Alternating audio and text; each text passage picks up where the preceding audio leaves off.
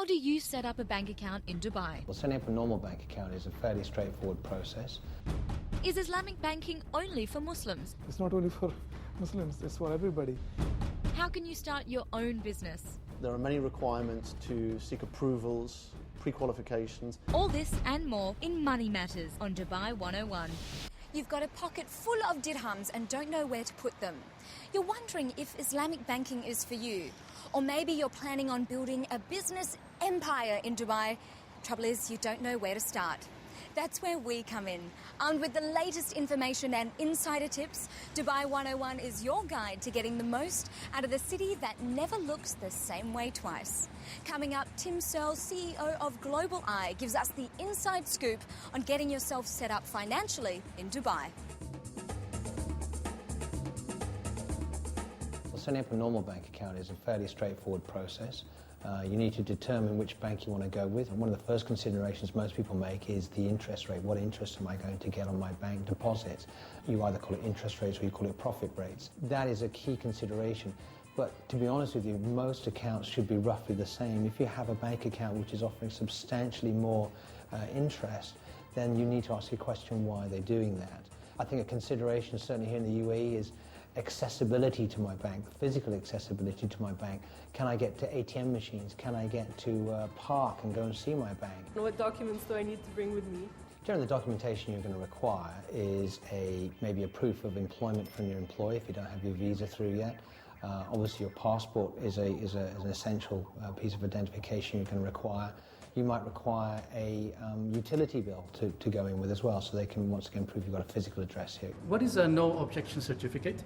A non-objection letter is a very straightforward letter you take from your employer, which is required on a lot of things, not just opening a bank account, which is basically a permission that from your employer, which once again proves you are employed here in the UAE, that you can go and open a bank account. Do I need to get a checkbook? Check mentality or the check culture here is very strong still. Certain banks may require you to have a checkbook because if they're going to give you a credit card, they may want the credit amount or the total credit liability covered with a blank check. A lot of people who are new to this region need to also understand the implications or perhaps the ramifications of using a check, and if that check is not honoured.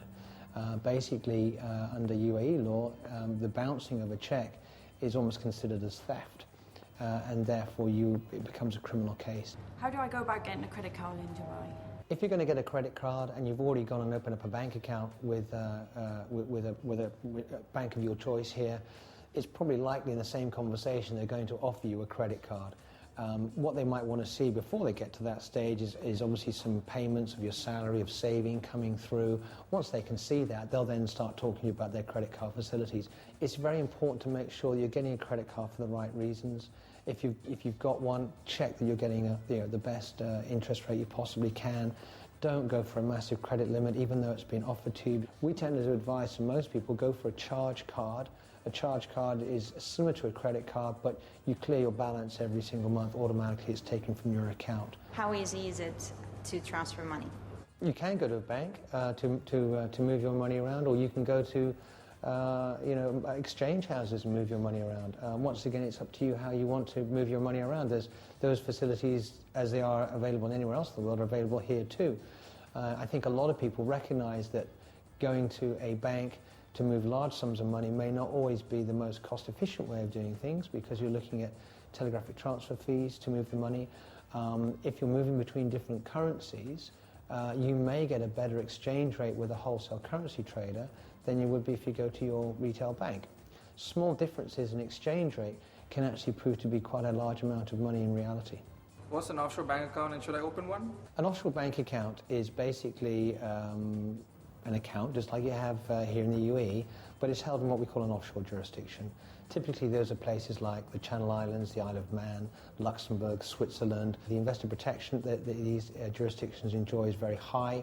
There's a high degree of confidentiality. Another reason why people use offshore accounts, particularly here in the UAE, with regards to issues like Sharia. If something, God forbid, were to happen to you and whilst here in the UAE, your accounts are frozen, it makes sense to maybe have working capital here and then any kind of bulk, you could keep it outside. Dubai is tax-free, but am I liable for tax in my home country? If you're coming from overseas and you've come from a taxable environment, you still could be liable for taxes back at home. It could be things like income taxes. If you've got properties or assets back at home which still continue to generate income for you, you can't expatriate that income. You must obviously make sure you've taken professional advice to make sure you've dealt with those taxes which could still be happening back at home.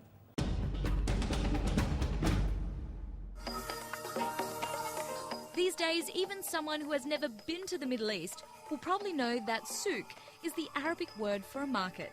Souks can be found all over the region and sell everything from carpets and souvenirs to kitchenware, clothing, fabrics and food. Unlike malls, which sell everything in one place, souks are specialised. Each shop generally deals in the same product. Dubai has 10 souks. They are located in the creekside neighbourhoods of Bur Dubai and Dera. Like the mall, souks were where people went to shop and socialise. But they were also much more than shopping centres. Linked to one another and to cities in Asia and Africa through a network of traders, the souks were markets in every sense of the word. Here, merchants and traders met to set the price of commodities like gold and spices, and to place orders for future shipments.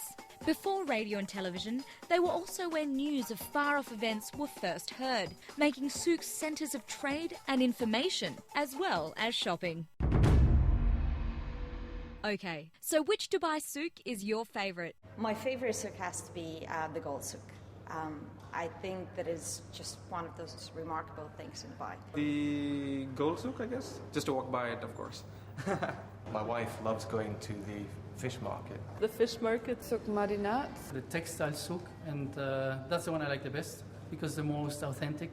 Whenever people go abroad, expats, they do come back with great stories about the fact you can haggle for food and haggle for this, that, next thing. I think it's part of the experience. Haggling. Yes, I'm afraid I do that. I'm an expert at haggling, actually. I'm from an Egyptian background also, so the bargaining is in my blood. If I'm in the right mood, I can haggle pretty well. Yeah, of course I'm good at haggling. I mean, you always know that prices are always bumped up 300-400%. The best thing to do is walk out of the shop. When as soon as they give you a price, just start to walk out, and they will always bring you back. The key to haggling is whatever the price they first give you, you half it and you work from that. My best advice is just stick to your guns. You know a person's at their bottom line when you say your final price, you say halas, and then you walk off if they don't call after you. It's a little hard, but at the end of the day, if you get something for a bargain, I think it's worth it. Always dreamed of starting your own business. Got a great idea, but just need somewhere to get it off the ground. Then why not right here in Dubai? The city has a number of attractive incentives for business startups, and although there are some formalities, they're not unnecessarily complicated. John Davidson, managing partner of legal firm Mac Davidson & Associates, is going to share years of insight with all you budding tycoons.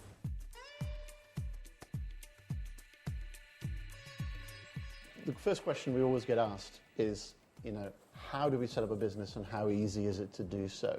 First of all, look at the individual areas in which you can set up a company. The most popular with people coming into the region is in the free zones.